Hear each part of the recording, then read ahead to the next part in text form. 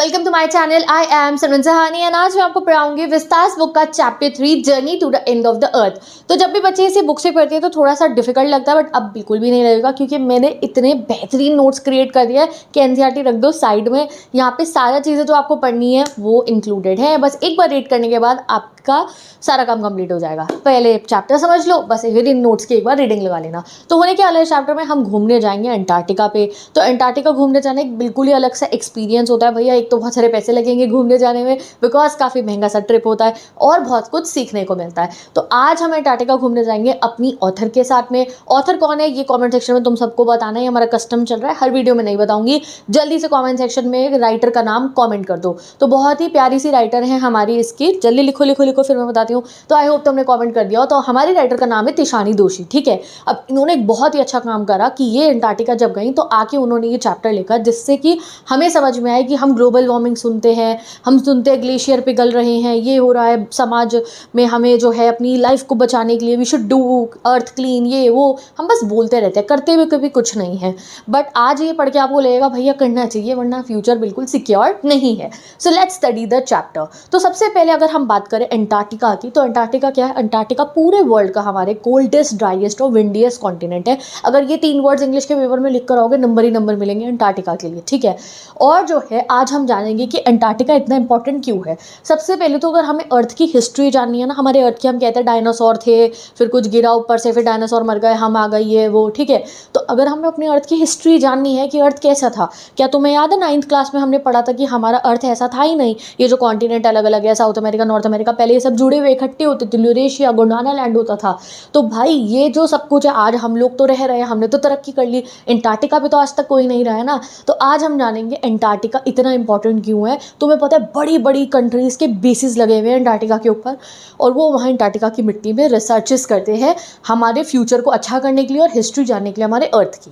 तो यही चीज़ हम पढ़ने वाले चैप्टर में। चलिए शुरू करते हैं। तो बिगिन होती है हमारी जो ऑथर जो है तिशानी दोषी, उनकी जर्नी जो है, उनकी जर्नी बेसिकली शुरू हुई थी गाइस उनके घर से, यानी कि मद्रास से, चेन्नई से। बहुत समय लगा अंटार्कटिका पहुँचने के अंदर, बहुत टाइम जोन क्रॉस करे, मतलब अलग अलग कंट्रीज़ के अलग अलग टाइम होते हैं ना, बहुत दिन लगे उनको, तब जाके वो अंटार्कटिका पहुँचती है। तो उन्होंने बता रखा है अर्ली इन द ईयर, यानी कि पिछले कुछ साल की बात है, मैं गई थी। रशियन एक रिसर्च वेसल था, यानी कि एक बहुत बड़ा शिप था, रशियन वेसल मतलब शिप था, उसका नाम था अकादमिक शलोस्की, नाम याद रख लो, अकादमिक शलोस्की नाम था उसका, ठीक है। उस पर बैठ के मैं गई थी Antarctica, coldest driest and windiest continent in the world में। तो जो ब्लैक बोर्ड से है वो लिखते रहो, PDF आपको मिल जाएगा व्हाट्सएप और इंस्टाग्राम से, तो फॉलो कर लो, वहाँ से आप इसको नोट डाउन कर लेना। तो स्टार्ट हुई थी उनकी जर्नी गाइस चेन्नई से, यानी कि मद्रास से, 13.09 डिग्री नॉर्थ ऑफ इक्वेटर से, ठीक है। एंड उसके बाद उन्होंने 9 टाइम जोन्स क्रॉस करे, 6 चेक पॉइंट्स क्रॉस करे, 3 बॉडीज़ ऑफ वाटर क्रॉस करी और बहुत सारे इकोस्फेयर्स को क्रॉस करने के बाद वो पहुंचती हैं अंटार्कटिका। 100 घंटे के ट्रैवल उन्होंने टोटल में करे, कार, प्लेन, शिप से, and finally she reach Antarctica. But कह रही इतनी थकान जो मुझे हुई थी अंटार्कटिका पहुँच के, मेरी वो सारी थकान जो है रिलीफ में बदल गई थी, क्योंकि जैसे ही उन्हें अंटार्कटिका को देखा शी फेल्ट वेरी वंडरफुल। क्यों? क्योंकि उन्हें वहाँ पे दिखा एक ब्लू कलर का होराइजन। मैं एक फोटो लगाऊंगी यहाँ पे, ठीक है। क्या है ये जो आपको देखिए होराइजन है, ऐसा लग रहा है आपको कि धरती और आसमान एक हो गए हैं, तो इसी चीज़ को हम कहते हैं होराइजन। वहाँ जो अंटार्कटिका बर्फ़ की चादर से ढका हुआ था, कहाँ बर्फ़ खत्म हुई कहाँ आसमान शुरू हुआ कुछ समझ में नहीं आता है। तो इस चीज़ को उन्होंने कहा कि उसे देखकर मुझे ऐसा लगा कि मेरे का जितनी मैंने जर्नी ये करी है ना, इतनी जो थकी हूँ मैं रास्ते के अंदर, इट्स वर्थ इट, इतना रिलीफ उनको महसूस होता है। And then she was amazed at the thought that क्या यार एक टाइम पे इंडिया और अंटार्कटिका साथ साथ में थे। अब ऐसा क्या हुआ, अगर तुम्हें नहीं याद हो तो चलो थोड़ी सी ज्योग्राफी भी पढ़ लेते हैं। 50 मिलियन ईयर्स पहले, 650 मिलियन ईयर्स अगो एक बहुत बड़ा ह्यूज लैंड मास होता था जिसका नाम है गोंडवाना लैंड। ये नोट डाउन कर लेना, यहीं से क्वेश्चन आएंगे। क्या होता था? एक बहुत बड़ा लैंड मास होता था, उसे हम कहते थे गोंडवाना लैंड, ठीक है। ये देखो यूरेशिया एंड गोंडवाना, यहाँ पे आपको इस वाली फोटो में दिख रहा होगा, यहाँ पे आप देखो ये इंडिया और ये ऑस्ट्रेलिया है, ये इकट्ठे थे यहाँ पे, और अंटार्कटिका भी।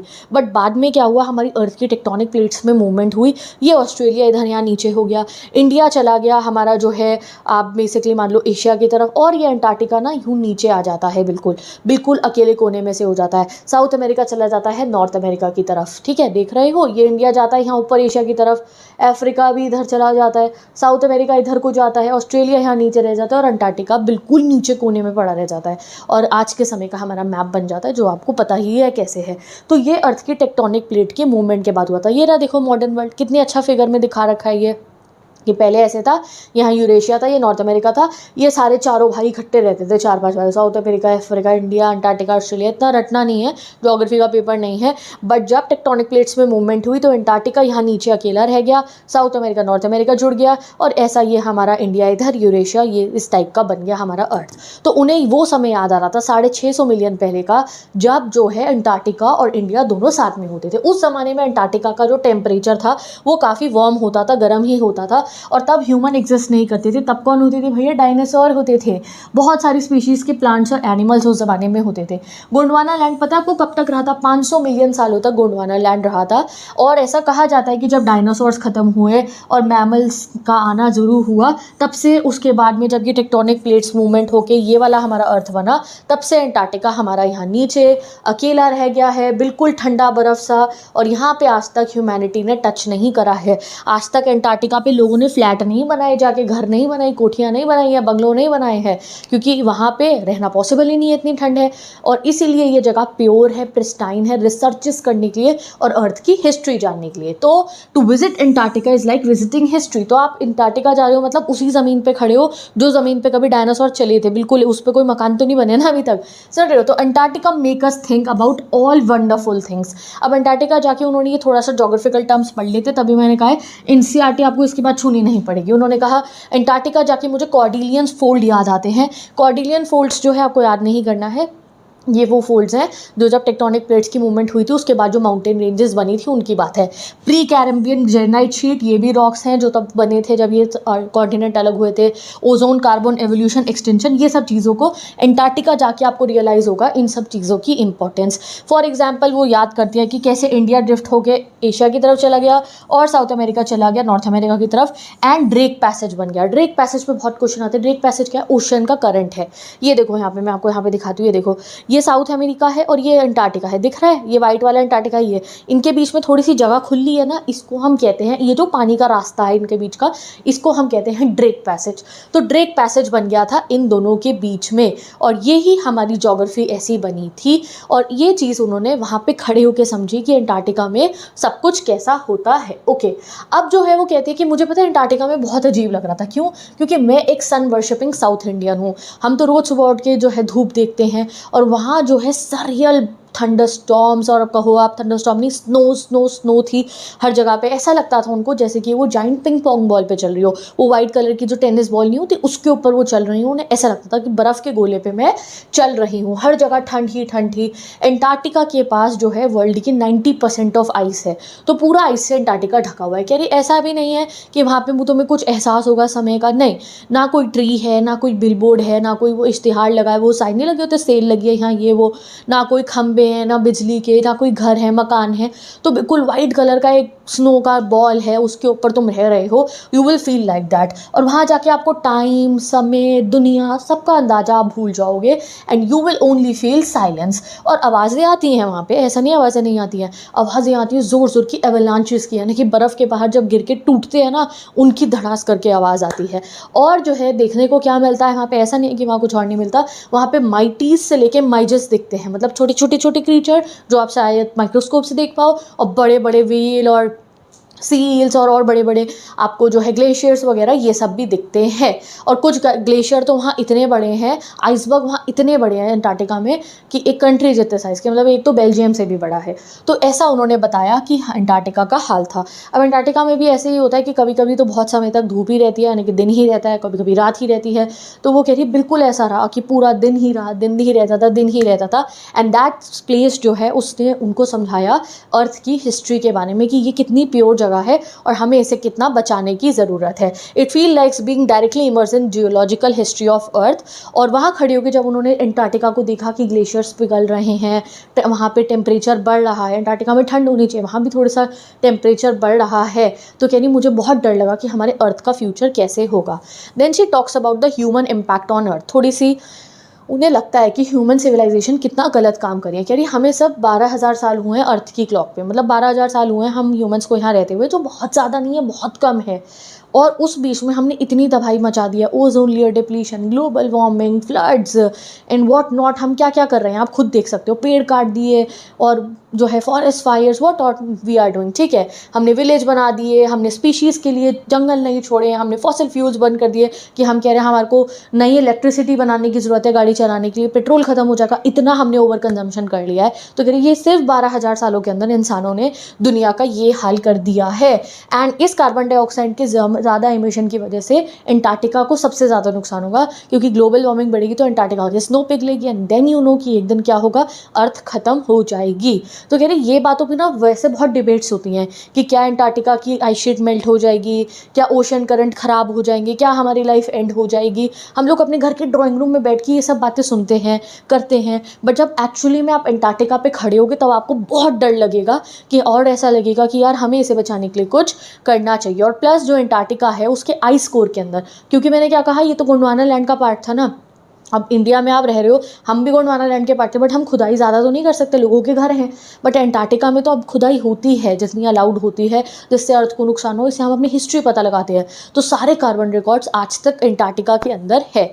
अब जो है वो हमें बताती हैं कि उन्हें लेकर कौन गया था एंटार्क्टिका घुमाने के लिए। तो उनके जो हेड थे उनके प्रोग्राम के, उनका नाम था जियोफ ग्रीन। वो एक कैनेडियन एजुकेटर थे, यानी कि आपको टीचर थे। और वो पहले ना बहुत अमीर अमीर जो है सेलिब्रिटीज़ को लेके जाते थे एंटार्क्टिका घुमाने, वो फ़ोटोज़ क्लिक करते थे, खुश होते थे। पर फिर उन्होंने सोचा कि इससे कोई इम्पैक्ट तो नहीं पड़ेगा ना पूरे वर्ल्ड के ऊपर, उन्हें कुछ ही बच्चों को ले जाना चाहिए, समझदार बच्चों को, जो वहाँ एंटार्क्टिका को पिघलता हुआ देखेंगे और उन्हें लगेगा कि कल को हम कुछ करें इसे बचाने के लिए। तो फिर उन्होंने एक प्रोग्राम चलाया, स्टूडेंट्स ऑन आइस प्रोग्राम, और उन्होंने जवान बच्चों को, हाई स्कूल स्टूडेंट्स को वहाँ ले जाना जो है शुरू करा। तो दैट मीन्स जो है जियोफ ग्रीन ने काफ़ी अच्छा काम करा। ऐसे हमारी तिशानी दोषी गई और उन्होंने ये चैप्टर लिखा, तुम्हें भी लगेगा, तुम्हें आज पता चला यार एंटार्क्टिका ऐसी जगह है, उसे हमें बचाना चाहिए। So we will take steps. ठीक है, कि आज हाई स्कूल के बच्चे ये चैप्टर पढ़ रहे हैं, कल को वो कुछ नेता बने, कोई पॉलिसी मेकर बने, या किसी भी लेवल पे हो, तो वो कल को अपने अर्थ को बचाने के लिए कुछ काम करें। ठीक है, सो वो जो है सोचते हैं कि एक्सपोजर अगर बच्चों को मिलेगा तो ज़्यादा अच्छा होगा। अब तिशानी दोषी कहती हैं कि देखो कभी कभी जो है हम अगर छोटी चीज़ों को भी राइट कर दें तो बड़ी चीज़ों का संतुलन अपने आप जो है ठीक हो जाएगा। इसका एग्जाम्पल उन्होंने हमें दिया फाइटोप्लैंक्टन से। आप जब रीड करोगे बुक में से या मेरे नोट्स में से तो आपको समझ में आ जाएगा। वो कहती है फाइटोप्लैंक्टन एक बहुत माइक्रोस्कोपिक प्लांट होता है, सी प्लांट, जो वाइटल रोल प्ले करता है जो है पूरे के पूरे एक्वेटिक चेन पे। मछली भी उसे खाएगी, फिर बड़ी मछली छोटी मछली को खाएगी, मतलब बहुत सारी एक्वेटिक लाइफ इस फाइटोप्लैंक्टन पे डिपेंड करती है। और ये फाइटोप्लैंक्टन सनलाइट से फोटोसिंथेसिस करके अपना खाना बनाता है, और पूरी सदर्न ओशन की फूड चेन इस फाइटोप्लैंक्टन पे चलती है कि ये फाइटोप्लैंक्टन को बड़ी मछली, छोटी मछली ने खाया, फिर बड़ी मछली, फिर वो ऐसे पूरी फूड चेन और फूड वेब हमारा बन जाता है। बट क्योंकि हम इतना ज़्यादा वो ग्लोबल वार्मिंग कर रहे हैं, तो वो ओजोन लेयर में छेद हो जाते हैं ना, उससे यूवी रेज आती हैं, और उससे ये बेचारा फाइटोप्लैंक्टन अपना खाना नहीं बना पा रहा है। अब अगर फाइटोप्लैंक्टन कम हो गए धरती पे तो पूरी फूड चेन बिगड़ जाएगी। दैट्स व्हाई शी सेड कि अगर हम बस एक काम करें कि ग्लोबल वार्मिंग ज़्यादा ना करें, जिससे फाइटोप्लैंक्टन को हम जिंदा रख पाए, इतना सा अगर छोटा सा हमने काम करा तो पूरी फूड चेन, फूड वेब, पूरा वर्ल्ड बच सकता है। एंड सी सेड कि इसीलिए अगर हम छोटी छोटी चीज़ों का ध्यान रखेंगे तो बिग थिंग्स अपने आप सही हो जाएंगे। इस पर एग्जाम में ज़रूर क्वेश्चन आएगा, मैं क्वेश्चन सीरीज में करा चुकी हूँ। नाउ फाइनली क्या होता है, she walked on the ocean. उन्होंने बताया कि अब जब हम अंटार्कटिका से मुड़ के वापस आ रही थी अपने घर की तरफ, तो उनका जो शिप था अकादमिक शोलॉक्स की, वो बीच में रुक गया, स्टक हो गया दो आइस के बीच में, और टैडपोल आइलैंड और एक पेनिनसुला के बीच में वो अटक गया। तो उनके जो है कैप्टन थे, उन्होंने कहा कि एक प्लैंक लकड़ी का फट्टा रख रहे हैं और अब आप लोगों को आइस के ऊपर चलना पड़ेगा। तो वो लोग उतरे, उन्होंने पूरे गोटेक्स वगैरह, अपने गर्म कपड़े पहनने होते हैं, अलग जैकेट होती है, नॉर्मल जैकेट में आप जा ही नहीं सकते हो वहाँ, ठंड में जम जाओगे। बड़ी बड़ी जैकेट्स पहनी उन्होंने, एंड शूज़ पहने, वो ग्लेयर्स पहने, चश्मे पहने, सब कुछ रेडी हो गए वो, और कह रहे हम, हमारे दोस्त जितने भी थे, हम उतरे और हम लेक के ऊपर, जो पूरी वो बर्फ़ थी जमी हुई, पूरी river, lake, what ever you can say that, water body जो थी, फ्रोजन ओशन था वो, ओशन जो था, सॉरी, वो जो फ्रोज़न समुद्र था उसके ऊपर हम चले। उनके नीचे अगर वो देखते तो उन्हें मछली, सील दिख सकती थी और जो है कुछ सील उन्हें आसपास में बैठी हुई भी दिख रही थी। She walked on the ocean, तभी उन्होंने उसको लिखा जमे हुए ओशन के ऊपर, बर्फीले ओशन के ऊपर वो अपने फ्रेंड्स के साथ वहाँ पे चलती हैं, ठीक है। और उनको वहाँ पे क्रैब ईटर सील्स दिखती हैं जो है अंटार्कटिका के एक कोने में बर्फ़ पे बैठी होती है। और कह रही उन्हें देख के मुझे अपनी गली के कुत्ते याद आ रहे थे, जैसे धूप में वो बैठे होते हैं ना, वैसे ही यहाँ अंटार्कटिका में भी सब सेम ही है। इन्हें ठंड लग रही है तो ये धूप सेक रही है, उन्हें गर्मी लगती है तो वो पेड़ की छाँव पे बैठ जाते हैं हमारे यहाँ के कुत्ते। तो उन्हें काफ़ी कुछ कनेक्टेड सा फील होता है। अब finally after crossing the 9 time zone, 6 check point और 3 वाटर बॉडीज़ को पास करने के बाद वो अपने घर आती हैं और फिर सोचती है कि क्या अंटार्कटिका दोबारा गर्म हो जाएगा गोंडवाना टाइम्स की तरह, मतलब क्या सच्ची में धरती ख़त्म हो जाएगी, या क्या हम जो है सर्वाइव करेंगे, या डायनासोर्स की तरह, मैमथ्स की तरह, या वूली राइनोस की तरह हम भी एक्सटिंक्ट हो जाएंगे। बट वो कहती है हम कुछ भी नहीं कह सकते। But after spending time with teenagers full of hope and idealism to save the world, she ended with optimism. कहती हैं a lot can happen in a million years but what a single day can make. तो वो कहती है million years में तो बहुत कुछ हो सकता है, हमें नहीं पता आज कब खत्म होगी, बट अगर आज सिंगल डे हम अपने बेसिस पे कुछ स्टेप लेने शुरू कर दें अपने अर्थ को बचाने के लिए तो उससे बहुत फर्क पड़ेगा। तुम भी अगर अपने बेसिस पे कुछ करो ग्लोबल वार्मिंग कम करने के लिए, लाइट बंद कर दो, वट एवर, गार्बेज ज़्यादा ना फैलाओ, या वट एवर, अगर आप भी खुद कुछ कोशिश करे हो तो उससे भी अर्थ का फ़ायदा ही होगा। ये अर्ज वो करते हैं। ये रही जो हमारे चैप्टर की थोड़ी सी थीम्स मैंने यहाँ पे लिख दी हैं। बाकी क्वेश्चन आंसर्स की टेंशन मत लो, मैंने बहुत ईजी वे में जितना आपको पढ़ने की जरूरत है चैप्टर की एक एक लाइन पढ़ा दिया, आपको टेंशन नहीं लेनी है। बस वीडियो को लाइक करो, चैनल को सब्सक्राइब करो, प्लेलिस्ट लगाइए मैंने डिस्क्रिप्शन बॉक्स में, सारे चैप्टर मैंने ऐसे ही पढ़ा दिए हैं इन वन शॉट। और एक थॉट सीरीज नाम की प्लेलिस्ट है जिसमें इंपॉर्टेंट क्वेश्चन है, उन्हें भी पढ़ लो, हो गई तैयारी। मैं मिलूंगी नेक्स्ट वीडियो में, बाय, ठीक है, एंड बेस्ट ऑफ लक।